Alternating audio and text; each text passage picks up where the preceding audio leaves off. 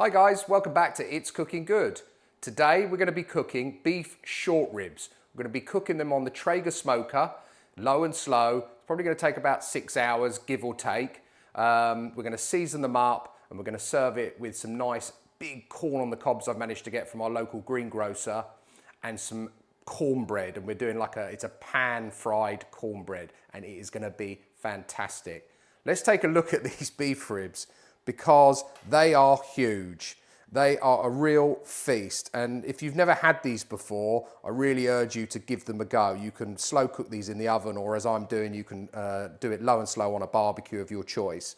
Now, interestingly, I popped into Sainsbury's and found these. You get 2 in a pack. They're reasonably priced. It's from their signature range. So I thought, you know what? Let's give it a go. So normally what you'd want to do is trim any fat off here, but I'm looking at these, I've literally just taken them out of the pack and I can't see that they really need to be trimmed. There's just a little bit on there and I actually quite like a bit of a fat cap on it. If you had normal ribs, you'd probably sort of take the sinew off the bottom. Trust me, some people will do it. You really don't need to with these. So don't bother, don't create more work for yourself. Trust me, do it this way. Right, so I'm gonna do them in 2 separate ways. What you need is a binder, okay? Something to make your seasoning stick to it. So on one of them, I'm going to use this yellow mustard, which is basically like a French's mustard. Found these in little sachets in restaurants and managed to find it down. I think it was at B&M or somewhere. So you just want to rub that in. Trust me, you're not going to really taste this too much. It is literally to make the seasoning stick to the ribs. That's it. Perfect. Okay. I'm just going to bring a tray over here. That one's done. Don't worry about seasoning the underneath. Let me just wipe my hands, wet cloth here. And then next one, I had this. I bought it a few weeks ago. It's a Scotch bonnet chili jam. And I've used a little bit, forgot I had it, and I thought, you know what? Let's give it a whirl on here. So I'm going to add some of this on here, like so. I think it might just give it a nice little sort of background heat. I don't want it to overtake the flavour because I want to taste the ribs, but just, again, same thing, just rub it all over, like so. I better not cross-contaminate it with the one for the kids, so I'll just put it alongside it, a little bit of a space there. That's it, perfect. Just wipe my hands up again. Okay, and then all we now need to do is actually just season these, okay? So I'm going to move that board out of the way, bring that back in.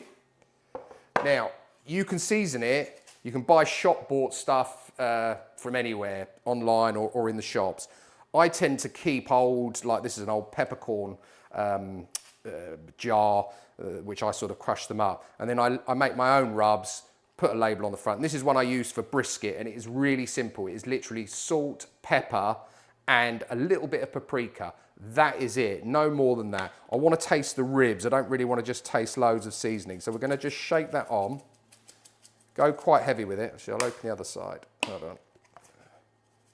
Just make sure you've got it all over.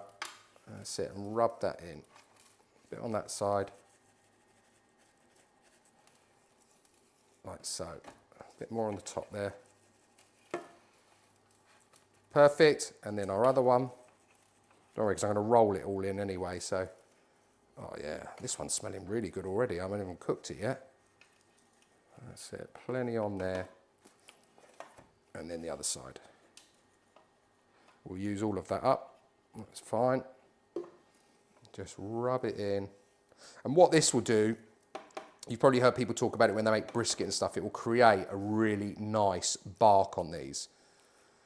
And that's it, I'm happy with that. Perfect. So, they are done. They are ready to go now into the smoker. I'll keep you updated on times, but I'll see you over at the smoker shortly. Okay, so we're gonna put these on. I've just put like a small sort of one of these roasting tins, these throwaway roasting tins underneath.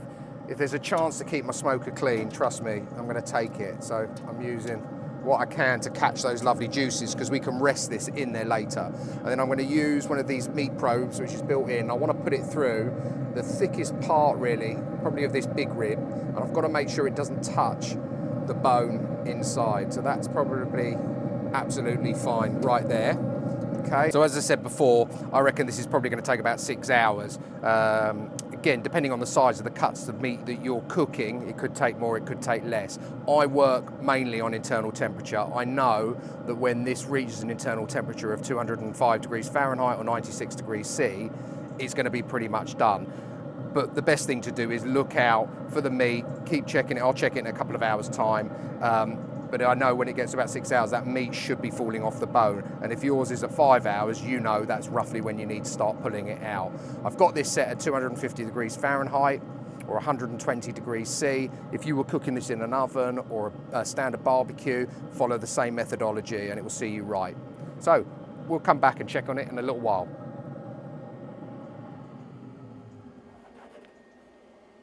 Okay, so whilst our ribs are cooking, I can show you this really simple and tasty cornbread recipe because this can be made ahead and kept. I like it warm or it's great reheated as well. So let's have a look at the ingredients that we've got for it. So here we've got a cup of buttermilk. Now, I think I said this in a previous video when I did the southern fried chicken. I make my own. It's literally milk mixed with the juice of a lemon. And it's far cheaper and easier to get hold of, obviously. Got half a cup of milk. I've got half a teaspoon of baking powder. Got a teaspoon of salt. I've got 2 fairly decent sized knobs of butter. I've got a quarter of a cup of melted butter, beaten egg. This is cornmeal, or you could use polenta if you don't have cornmeal, or semolina. I think that's what we use with semolina. And there is a cup of that. Any of those will work, trust me. That's just what we had. And then here is half a cup of plain flour. Now, you could go a little bit further with this recipe if you wanted to, and I've done it previously and it is so tasty. Like, add jalapenos into it, add some herbs or cheese, whatever you want to do, but it's tasty either way. So let's start making this up. What I'm going to do first is just get our dry ingredients all into the bowl here, like so. Our baking powder and the salt. Okay, I'll just move that to one side, and then in here we're going to put our wet ingredients. So our buttermilk, our half cup of normal milk, and our egg. There we go. And just give that a little mix around. So just to incorporate it, that's it, perfect. And now what we want to do is add that into our dry mix. So we're just gonna start stirring that in. Like so, I don't know if you can see that. It's just gonna make like a batter mix effectively. I'm just gonna give that a good stir around so it's all incorporated. And then we need to gradually add in our melted butter. Okay, because obviously you've got that egg in there. I mean, this isn't that hot now. I melted it 5 so minutes ago. Lovely. Just gently pour that in. I'll be honest, this is my wife who normally cooks this. I'm not a baker, so I'm hoping that I'm going to have something actually to show you at the end of this. I'm sure I will. But that's it. Perfect. That's all in.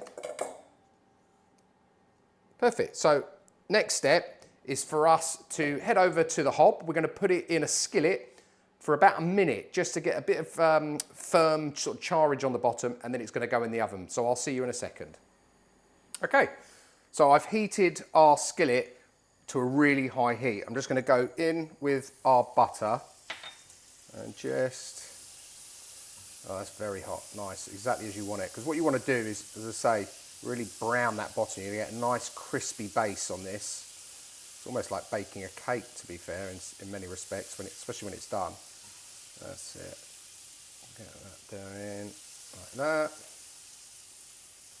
Perfect. Okay, and then straight in with our mix. Like so, get all of that mixture out. That's it. Perfect. And we're going to cook this for about a minute. Literally no more. Once that's cooked, we're then going to transfer it into a preheated oven. And I've preheated it to 210 degrees centigrade. That's fan oven. And I'm going to cook this for about 25 minutes. Normally 20 to 25 minutes. You're looking for a nice sort of golden brown colour on top. So I'll see you shortly once it's cooked. Okay, so our cornbread's done. Let's take a look down here. That took 25 minutes. As you see what I was talking about, you've got that nice sort of golden brown on the top. I don't know if you can see the base there. A nice brown, and it's got a nice sort of, I don't know, you can't hear it, but lovely. So I'm going to try and take a little bit so no one really knows that I've had some. As I said, this is my wife's sort of signature dish. I'm just going to have to take a little bit, like so. I feel a bit bad really, because it is one of the few things she cooks. And if the kids prefer mine, she could be made redundant on the cornbread. Anyway, let me try.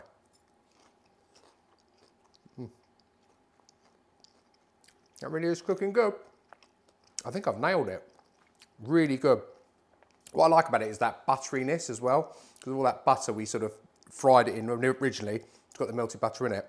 Really nice, and I love the texture. I just love that sort of cornmeal texture. It really is great. Camera lady, do you think I've done a good job on that one?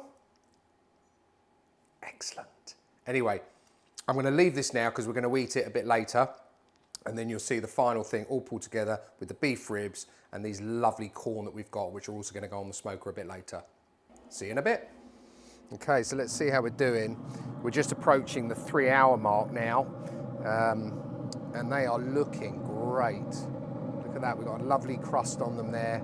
Nice bark sort of forming. It's already starting to fall off the bone there. And great, in our little tray here, we're catching some of those beef drippings, which we'll use later, which will keep it even more moist as it's resting. The temperature now is reading at about 150, so we've still got about 55 degrees to climb on an internal temperature. So it's definitely, this is where we sort of hit almost like a stall mark. So without a doubt, they're going to take another 2 to 3 hours, easy. See you in a bit. Okay. So I'll be honest, this has taken 7.5 hours, a little bit longer than we first anticipated. And I've had a glass of wine in between. Why not? Let's celebrate. So let's have a look how we've done. I put the corn in since then, and that's just cooking nicely. And I've just coated that in a little bit of butter, rosemary, and garlic.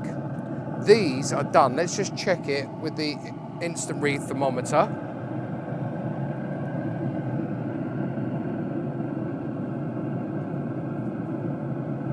Try again there.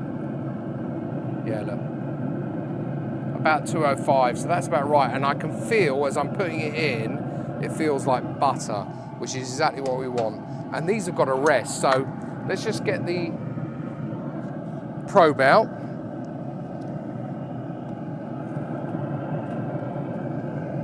Leave that there. I'm just going to take these out. They look amazing. This one, a little bit smaller. That's fine. And look at the juices. Look, that's the fat, and I'm going to rest them in that fat because it's like tallow. It just is going to keep them really, really moist. So I'm going to put those in there. These look great. I cannot wait. I tell you now. We're going to rest them inside. I want to get them down to about 145 internal temperature. So we're going to bring it right down, and then they'll be ready to eat. I'll see you shortly. Okay, so we are done. Finally. These did take a lot longer than I thought. They took about 7.5 hours to cook. They are beasts, to be fair. Let's pan in. We've got the corn, I've got the cornbread, and I've got the ribs. I'll tell you something now, I cannot wait to try these ribs. I'm going to try, obviously, the one that I put the hot sauce on, which was the bigger one. I'm just going to cut a little bit off there.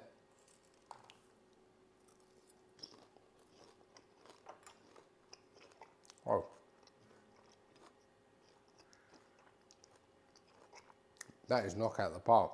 Wow. The corn's come out perfectly as well. I'm just going to try a little bit of that as well.